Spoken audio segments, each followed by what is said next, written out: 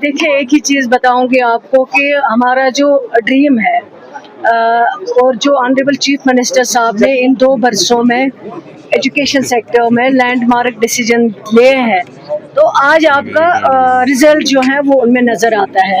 और मैं समझती हूँ कि जितना टैलेंट, जितनी काबिलियत हमारे जम्मू कश्मीर के बच्चों में है, मैं नहीं समझती हूँ कि इतनी काबिलियत कहीं पे है। लेकिन सिर्फ इस काबिलियत को हमें इनकी मदद करके उस काबिलियत को आगे लाना है।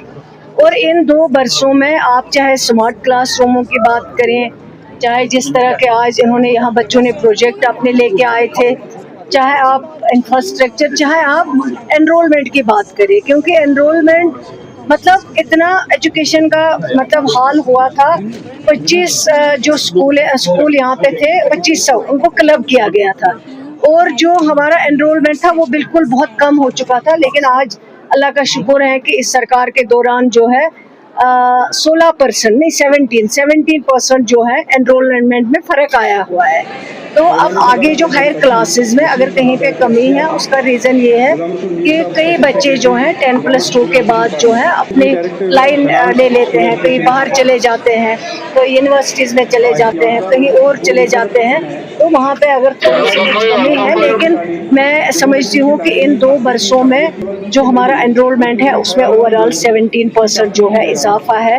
तो ये हमारी सबसे बड़ी अचीवमेंट है, और हमारा ड्रीम है कि जम्मू कश्मीर में कोई भी बच्चा जो है वो तालीम के बगैर ना रहे, हर घर में तालीम पहुँचे, उसके लिए हम कोशिश कर रहे हैं। और इंशाल्लाह काफ़ी हमने इन 2 बरसों में किया है। आप अगर देखेंगे नए लेक्चरर्स जो है 700 के करीब इसी सरकार ने रेफ़र किए थे, वो भी रिक्रूटमेंट बोर्ड से आए, उनके ऑर्डर खुद चीफ मिनिस्टर साहब ने दिए हैं। जैसे प्राइवेट मेंबर बिल का पास होना, उनके रिक्रूटमेंट रूल्स बनाना, इसी तरह जो हायर स्टडीज़ में बच्चे आगे नहीं बढ़ पाते थे उसके लिए वह बच्चों को मतलब फ्री तालीम वहाँ पे देना, ये कुछ अचीवमेंट्स। और आज जहाँ SCERT का ये फंक्शन, ये प्रोग्राम जो था, उसमें आपने खुद देखा कितना टैलेंट है बच्चों में। और हम चाहते हैं कि नए टेक्निक्स जो आए हैं उनके लिए ट्रेंड करें, चाहे वो बच्चे हों चाहे वो हमारे टीचर। अभी कर रहे हैं कि हीट वेव एडवाइजरी भी है 23 से, क्या हम समझ सकते हैं कुछ आप समझ रहे हैं ताकि बच्चों को फिर से कुछ छुट्टियां मिले? मेहरबानी करके अपने एग्जाम्स आ रहे हैं बच्चों के, कुछ और बात काफी ज्यादा असर पड़ा है, तो क्या करें? हाँ, वो है रिक्रूटमेंट रूल्स बनने चाहिए थे, लेकिन 10 बरस हो गए उनके रिक्रूटमेंट रूल्स बने नहीं।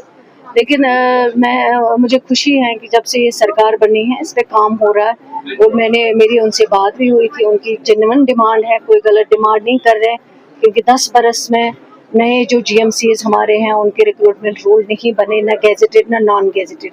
लेकिन उस पर काम हो रहा है, मीटिंग हमारी हुई है, और हमने इंशाल्लाह इसमें इनको यकीन दिलाया है कि सितंबर एंडिंग में जो है ये रिक्रूटमेंट रूल्स जो है वो तैयार हो जाए।